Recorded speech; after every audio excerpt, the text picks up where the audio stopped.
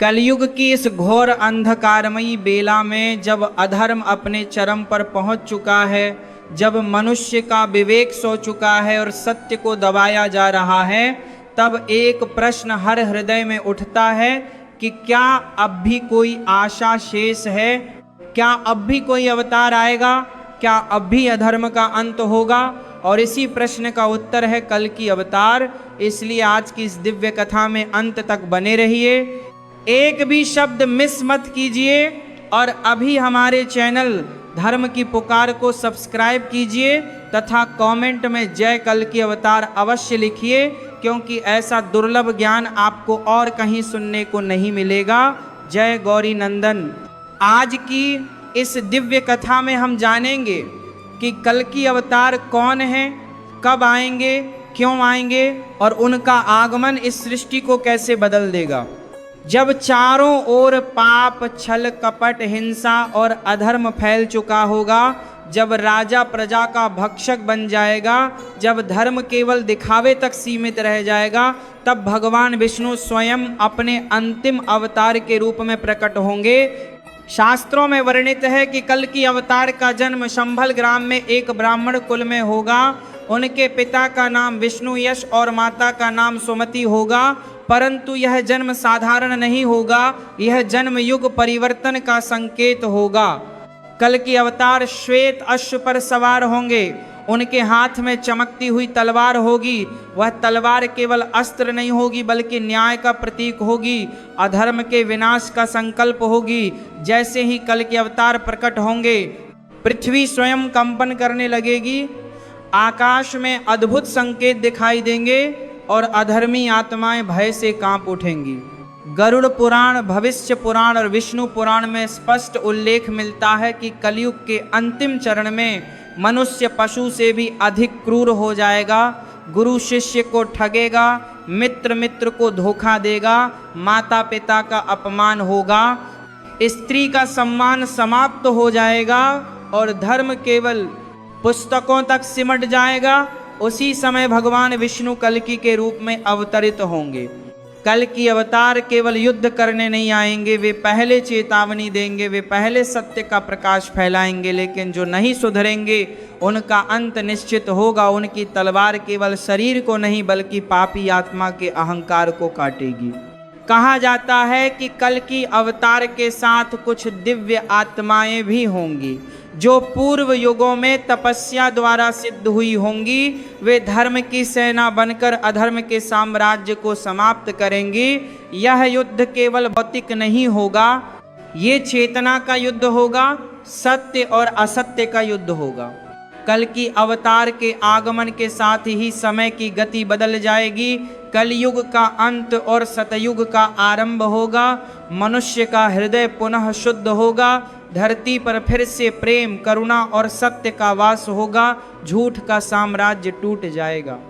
जो लोग आज धर्म का मजाक उड़ाते हैं, जो भगवान को भूल चुके हैं, जो केवल स्वार्थ में जी रहे हैं, उन्हें यह समझ लेना चाहिए कि कर्म का फल अवश्य मिलता है, यमराज का न्याय अटल है और कल की अवतार उसका दिव्य रूप है। कल की अवतार की कथा हमें भयभीत करने के लिए नहीं है बल्कि चेताने के लिए है। यह हमें बताती है कि अभी भी समय है, अभी भी अपने कर्म सुधारो, अभी भी सत्य के मार्ग पर लौट आओ, क्योंकि जब कल की अवतार प्रकट होंगे तब पश्चाताप का अवसर समाप्त हो जाएगा। आज यदि यह कथा आपके हृदय को छू रही है, यदि आपकी आत्मा जाग रही है, तो यह समझ लीजिए कि आप पर ईश्वर की कृपा है। अपने जीवन में धर्म को स्थान दीजिए, सत्य को अपनाइए और अधर्म से दूर रहिए। जो लोग भक्ति का मार्ग अपनाते हैं, जो नाम स्मरण करते हैं, जो दूसरों का अहित नहीं करते, वे कल की अवतार के भय से नहीं बल्कि उनके स्वागत की प्रतीक्षा करेंगे, क्योंकि उनके लिए कल की अवतार विनाश नहीं बल्कि मुक्ति का द्वार होंगे। इस कलयुग में यदि कोई सबसे बड़ा हथियार है तो वह भक्ति, यदि कोई सबसे बड़ा कवच है तो वह सत्य, और यदि कोई सबसे बड़ा मार्ग है तो वह धर्म। कल की अवतार की चर्चा केवल भविष्य की कल्पना नहीं है, यह चेतना का दर्पण है। क्योंकि जब कोई युग अपने अंतिम चरण में पहुंचता है तब उसके लक्षण हर दिशा में स्पष्ट दिखाई देने लगते हैं। आज देखो चारों ओर अन्याय है, धर्म का व्यापार है, साधु वेश में पाप पल रहा है और सत्य बोलने वाला अकेला पड़ जाता है। यही वे संकेत हैं जिनका उल्लेख शास्त्रों में पहले ही कर दिया गया था। कहा गया है कि जब मनुष्य अपने ही बनाए नियमों को तोड़ने लगे, जब कानून केवल ताकतवर के लिए काम करे, जब धन ही भगवान बन जाए, तब समझ लेना चाहिए कि कलयुग अपने शिखर पर है और वहीं से कल की अवतार की भूमिका आरंभ होती है, वन शिखर पर करने को बिना ही करने के लिए। क्योंकि ईश्वर कभी भी बिना कारण अवतरित नहीं होते। कल की अवतार का स्वरूप अत्यंत तेजस्वी होगा, उनके मुख पर करुणा होगी पर आंखों में न्याय की ज्वाला होगी। वे किसी एक धर्म या जाति के लिए नहीं बल्कि संपूर्ण मानवता के लिए आएंगे। उनका उद्देश्य किसी को डराना नहीं बल्कि अधर्म की जड़ को समाप्त करना होगा। शास्त्र बताते हैं कि कल की अवतार का ज्ञान साधारण नहीं होगा, उन्हें सभी वेदों, उपनिषदों और अस्त्र शस्त्रों का दिव्य ज्ञान स्वयं प्राप्त होगा। वे किसी से सीखेंगे नहीं बल्कि स्वयं ज्ञान का स्रोत होंगे। उनका प्रत्येक निर्णय धर्म पर आधारित होगा, न कि भावना या स्वार्थ पर। जब कल की अवतार धर्म की स्थापना करेंगे तब सबसे पहले वे उन लोगों को चेतावनी देंगे जो पाप के मार्ग पर चल रहे हैं, परंतु जो चेतावनी को भी अहंकार में ठुकरा देंगे उनका अंत निश्चित होगा। क्योंकि न्याय में विलंब हो सकता है पर अन्याय नहीं।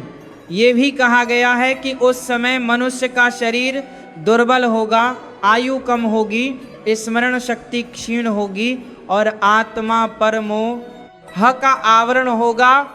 ऐसे समय में केवल वही बच पाएंगे जिन्होंने अपने जीवन में भक्ति, सेवा और सत्य को स्थान दिया होगा। कल की अवतार के समय पृथ्वी स्वयं शुद्धिकरण की प्रक्रिया से गुजरेगी, प्रकृति अपने संतुलन को पुनः प्राप्त करेगी, झूठे साम्राज्य ढह जाएंगे और जो स्वयं को ईश्वर समझ बैठे हैं वे अपनी वास्तविक औकात पहचान लेंगे। ये मत समझो कि कल के अवतार केवल तलवार लेकर आएंगे, वे पहले मनुष्य के भीतर छिपे राक्षस को मारेंगे, अहंकार, लालच, वासना और क्रोध को समाप्त करेंगे। क्योंकि जब तक भीतर का अधर्म जीवित है, कल की कुल कर सक्त कर शब्द थी, तब तक बाहर का अधर्म समाप्त नहीं हो सकता। आज यदि मनुष्य अपने कर्मों को देख ले तो उसे समझ आ जाएगा कि क्यों शास्त्र बार बार चेतावनी देते हैं, क्यों ऋषि मुनि कहते थे कि धर्म केवल पूजा नहीं बल्कि जीवन पद्धति है। और जब धर्म जीवन से निकल जाता है तब युग परिवर्तन अवश्यंभावी हो जाता है। कल की अवतार का आगमन इस बात का संकेत है कि ईश्वर अभी भी इस सृष्टि को नहीं छोड़े हैं, वे देख रहे हैं, सुन रहे हैं और सही समय आने पर हस्तक्षेप करेंगे।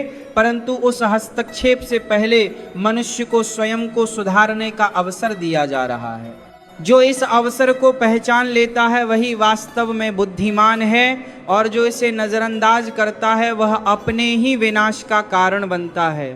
क्योंकि कल की अवतार का समय केवल परिवर्तन का नहीं बल्कि निर्णय का समय होगा।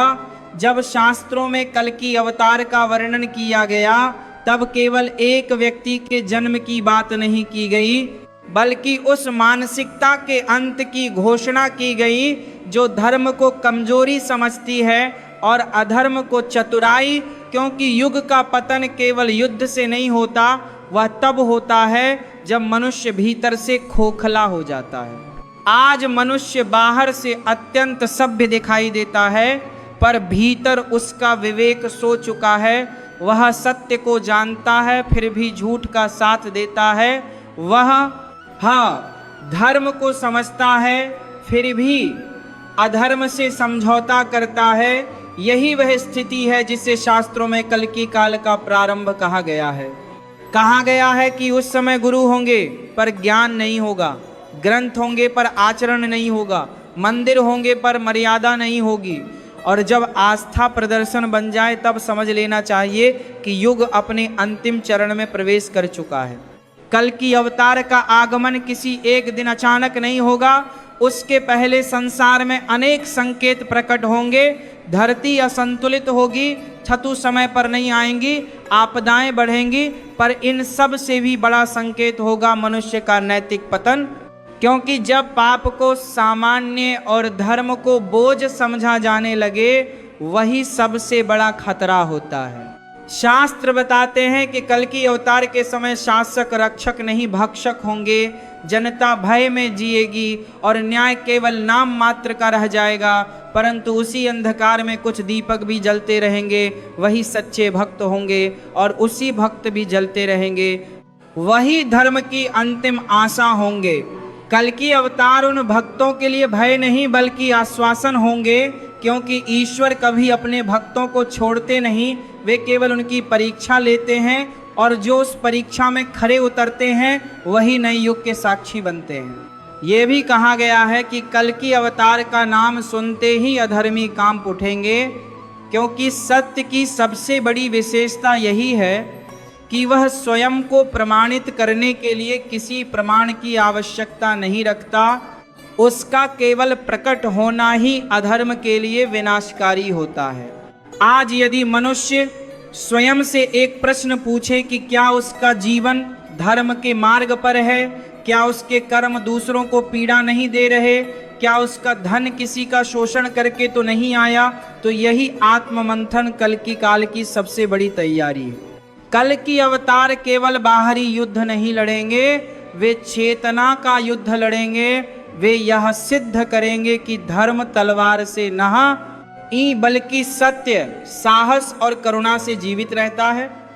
और जब धर्म जीवित होता है धर्म स्वतः समाप्त हो जाता है। जो लोग ये सोचते हैं कि कल की अवतार केवल पापियों को नष्ट करने आएंगे, वे आधा सत्य जानते हैं। उनका वास्तविक उद्देश्य धर्म की पुनर्स्थापना है और नाश केवल उसका परिणाम है, उद्देश्य नहीं। इसलिए आज का समय डरने का नहीं, जागने का है, क्योंकि जो समय रहते जाग जाता है उसे परिवर्तन से भय नहीं लगता, और जो सोया रहता है उसके लिए परिवर्तन भी विनाश बन जाता है। कल की अवतार का सार यही है कि वे केवल बाहर के संसार को नहीं बदलेंगे, बल्कि मनुष्य के भीतर छिपे अधर्म को उजागर करेंगे। क्योंकि जब तक भीतर का अंधकार जीवित है तब तक बाहर का प्रकाश स्थायी नहीं हो सकता। शास्त्र हमें यह सिखाते हैं कि युग परिवर्तन तलवार से नहीं चेतना से होता है। कल की अवतार किसी एक वर्ग के लिए नहीं, संपूर्ण मानवता के लिए होंगे। उनका उद्देश्य विनाश नहीं बल्कि धर्म की पुनर्स्थापना होगा, और जो सत्य के मार्ग पर खड़ा रहेगा वही उस नए युग का साक्षी बनेगा। आज का समय डरने का नहीं, जागने का है, अपने कर्मों को शुद्ध करने का है। क्योंकि जो समय रहते जाग जाता है उसके लिए परिवर्तन भी वरदान बन जाता है। जय गौरी नंदन। आज की इस दिव्य कथा से यही संदेश मिलता है कि कल की अवतार केवल भविष्य की घटना नहीं बल्कि आज के मनुष्य की जिम्मेदारी है। यदि यह वाणी आपके हृदय को छू गई हो तो धर्म की पुकार को सब्सक्राइब करें और कमेंट में जय कल की अवतार अवश्य लिखें, क्योंकि ऐसा दिव्य ज्ञान हर स्थान पर सुनने को नहीं मिलता।